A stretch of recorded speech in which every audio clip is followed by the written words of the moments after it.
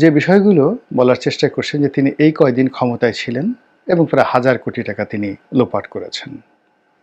একেবারে ব্যানার বানিয়ে পুরো সামাজিক মাধ্যমে রীতিমতো তাণ্ডব চালানো হচ্ছে।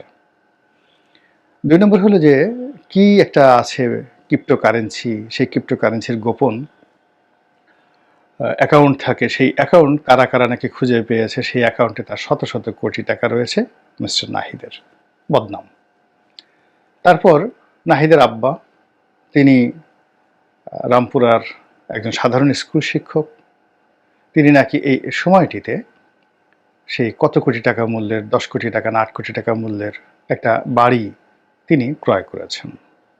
এটা নিয়ে প্রচার চলছে, অপপ্রচার চলছে, প্রোপাগান্ডা চলছে।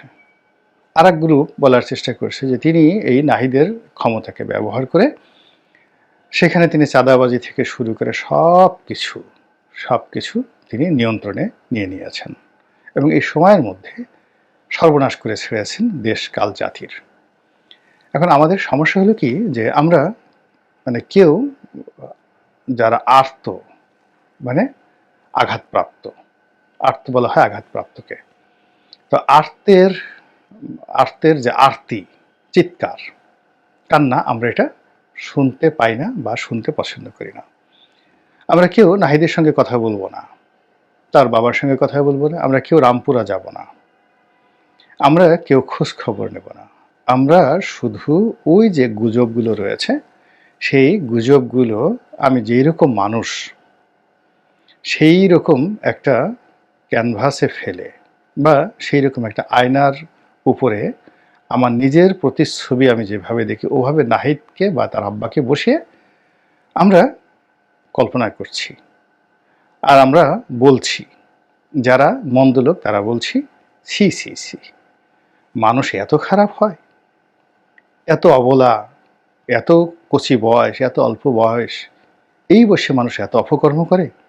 পুরো জীবন যার বাকি রয়েছে, শুরুতেই তার এমন অবস্থা, ভবিষ্যতে যদি ক্ষমতা পায় এ তো পুরো বঙ্গোপসাগর সহ গিলে খাবে। লানত হোক এর প্রতি। আর আফসোস, ওর কেন হলো, আমার কেন হলো না? আমার কি ওর চেয়ে কম যোগ্যতা? ও তো আমার জুতো টানার উপযুক্ত নয়। এই সকল কথাবার্তা বলে আমাদের সমাজের একটা বিরাট অংশ নিজেদের যে বিকৃত রুচি, বিকৃত চিন্তা, আমরা এটা নাহিদের উপর ঢেলে দিচ্ছি। এই গেল এক। আর নাহিদকে যারা ভালো মানুষ মনে করছেন তারা প্রায় সবাই তার পক্ষে কেউ কথা বলছেন না, চুপচাপ থাকছেন। এই যে ভালো মানুষদের চুপ থাকা বা জ্ঞানী মানুষের চুপ থাকা, এটি একটি সমাজের জন্য সবচেয়ে বড় অভিশাপ। এই পৃথিবীর যত যুদ্ধ হয়েছে বিরোধের জন্য নয়, ভালো মানুষগুলো প্রতিবাদ করেনি। এই কারণে শেখ হাসিনার পতনের চিন্তা করেন, যতটা না সালমান এফ রহমান এবং গং এস আলমরা এই কর্ম করেছেন, তার চেয়ে বেশি দায়ী মতিয়া চৌধুরী, তোফায়েল আহমেদ সাহেবের মতো মানুষ, তারা তাদের জবান বন্ধ রাখার কারণে। অর্থাৎ যদি এই মানুষগুলো বন্ধ রাখত না, মুখের জবান বন্ধ না রেখে কথা বলতো, সাবের হোসেন চৌধুরী যদি কথা বলতেন যে না আমার এটা দরকার নাই, সেলিনা হায়াত আইভী এত ভালো মানুষ, তিনি যদি শামীম ওসমানকে নিয়ে কথা বলেছেন, তিনি যদি তার নেত্রীকে নিয়ে কথা বলতেন, তাহলে এই সমস্যাগুলো হতো না। একইভাবে বিএনপির যারা ভালো মানুষ, আপনি গিয়ে দেখেন, আমরা ভালো মানুষ, মঈন খানকে ভালো মানুষ মনে করি, মির্জা ফখরুল সাহেবকে ভালো মানুষ মনে করি, আমির খসরু মাহমুদ সাহেবকে ভালো মানুষ মনে করি। আপনি চিন্তা করুন তো, তারা কেউ বলবে যে জনাব তারেক রহমান সাহেব লন্ডনে যে থাকেন তার মান্থলি খরচ এত টাকা, এই টাকা এই ফান্ড থেকে যাচ্ছে, সঠিক অথবা বেঠিক? অথবা এই গত 7 মাসে তারেক রহমান সাহেবের কোনো গাড়ি কেনা হয়েছে কিনা, লন্ডনে বাসার ফার্নিচার পরিবর্তন করা হয়েছে কিনা, বিএনপি অফিসের ফার্নিচার পরিবর্তন করা হয়েছে কিনা, এই গত 7 মাসে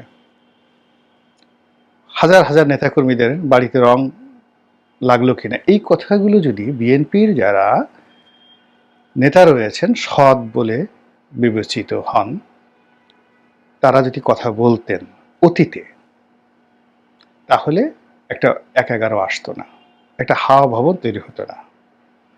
আবার এখন যে ঘটনাগুলো ঘটছে, সবাই তেলের বোতল নিয়ে যেভাবে এগুচ্ছেন, যে মানুষগুলো কবরে যাওয়ার জন্য রীতিমতো ব্যাপক প্রস্তুতি নিয়ে নিচ্ছিল, তারা এখন রীতিমতো তলোয়ার হাতে ঘুরে বেড়াচ্ছে। তো এইরকম তলোয়ার হাতে, এক হাতে তলোয়ার আর এক হাতে মানে কি বলবো, ক্যাস্টর অয়েল, মানে তেল মালিশ করার জন্য, পিচ্ছিল সবচেয়ে তেল, সেই তেল মালিশ করার জন্য তারা ঘুরে বেড়াচ্ছে। তারেক রহমান সাহেব থেকে শুরু করে দলের যারা শীর্ষ নেতৃবৃন্দ রয়েছেন তাদেরকে ফ্ল্যাটারিং করার জন্য যে সকল শব্দ ব্যবহার করা হচ্ছে, স্বয়ং যার পক্ষে বলা হচ্ছে সে নিজে নাউজুবিল্লাহ বলতে বাধ্য হচ্ছে। এর চেয়ে লজ্জাকর, মানে ওই যে সকল নেতা, মানে যারা এই ধরনের কথাবার্তা বলেন, মূলত দলের যারা ভালো মানুষ তারা যদি এদেরকে অপমান করেন, সমালোচনা করেন, সংশোধন করেন, অবশ্যই এরা সংশোধন হবে না। তারপরেও এদেরকে যদি প্রতিহত করা হয়, তাহলে বিএনপির যে ভবিষ্যৎ, সেই ভবিষ্যৎটা উজ্জ্বল হবে। নচেত তাদের ভবিষ্যৎ আওয়ামী লীগের মতো হবে, তাদের ভবিষ্যৎ অতীতে এই ১/১১ মতোই হবে। তো যেটা বলছিলাম যে এখনো এই সময়টিতে যারা রাজনীতিতে আসছেন, এখন নাহিদ এই অল্প সময়ের মধ্যে, ৭ মাসের মধ্যে তিনি কয় টাকা উপার্জন করেছেন, কি করেছেন, তিনি তার একটা ব্যাংক স্টেটমেন্ট দিয়েছেন। আপনি আমরা যারা আছেন, কথা বলার আগে আমাদের কাছে তথ্য থাকতে হবে যে এটা তার একটা ব্যাংক অ্যাকাউন্ট, তার আরও 10টা ব্যাংক অ্যাকাউন্ট রয়েছে, এবং এটা বের করা ওয়ান টুর বিষয়। সেটি বের না করা পর্যন্ত এই ধরনের গুজব শোনা, বলা, প্রচার করা কবিরা গুনাহ। এই গেল একটা বক্তব্য। ২ নম্বরে যেটা আছে সেটা হলো যে তার শরীর নিয়ে কথা হচ্ছে, যে এই যাকে বলা হয় উপদেষ্টা হওয়ার আগে তার শরীর এরকম ছিল, উপদেষ্টা হওয়ার পর সে কেন মোটা হলো। প্রথমত হলো যে যেহেতু উপদেষ্টা হয়েছেন, চেয়ারে বসেছেন, পরিশ্রম কম হয়েছে, এই কারণে যে কোনো মানুষ, এটা ফিজিক্যালি, বায়োলজিক্যালি এই ঘটনা সবার ক্ষেত্রে ঘটবে। আপনি এখানে যদি অন্য যে কোনো একটা প্রাণীকে বসিয়ে দেন, তার মধ্যেও মেদ জমে যাবে, স্বাভাবিক ব্যাপার। ১। ২ নম্বর যেটা আছে সেটা খুবই মর্মান্তিক। সেই মর্মান্তিক হলো যে যাদের উপর শারীরিক নির্যাতন করা হয়, খুব সিভিয়ার নির্যাতন করা হয়, সেই নির্যাতনের পরে অটোমেটিক তাদের শরীর ফুলে যায়, ভীষণ রকমভাবে ফুলে যায়। এখন ওই যে ডিবি হারুনের অফিসে নিয়ে ভাত খাওয়ার কথা বলে যাদেরকে পেটানো হয়েছে, তার মধ্যে এই নাহিদও আছেন, এবং বেদম প্রহার করা হয়েছে, টানিয়ে বেদম প্রহার করা হয়েছে, এবং এই কারণে ফিজিক্যালি তার শরীর মোটা হয়ে যাবে, এটা একেবারে ১০০তে ১০০, এবং এটা নিয়ন্ত্রণ করা যাবে না, এবং এই দায়, মোটা হওয়ার দায় তাকে মৃত্যু পর্যন্ত বহন করতে হবে। তো এখন একজন লোক পিটুনি খেয়ে তার হাড্ডির প্রত্যেকটি স্তরে স্তরে রক্ত জমাট বেঁধে গেছে, তার অনেকগুলো কোষ ভেঙে গেছে, নতুন কোষ তৈরি হয়নি, তার অনেকগুলো পেশি অচল হয়ে পড়েছে, এবং সেই অচল পেশির জায়গাগুলোতে মেডিকেল সায়েন্স অনুযায়ী সেখানে যে কর্মকাণ্ড ঘটে, সেই কর্মকাণ্ড না ঘটার কারণে সেখানে মেদ জমে গেছে। যদি এই ঘটনা হয়, আর আপনার আমার মতো যারা অশিক্ষিত মানুষ, আমরা সেটাকে মনে করছি যে ওর এত মাংস হলো কি করে, ওর এত মেদ হলো কি করে, বলেন তো কিয়ামতের কি খুব বেশি মানে দেরি আছে? তো এই যে একজন যুবক, তার বয়স কত হবে? ২৫ বছর, ২৬ বছর, নট মোর দেন দ্যাট।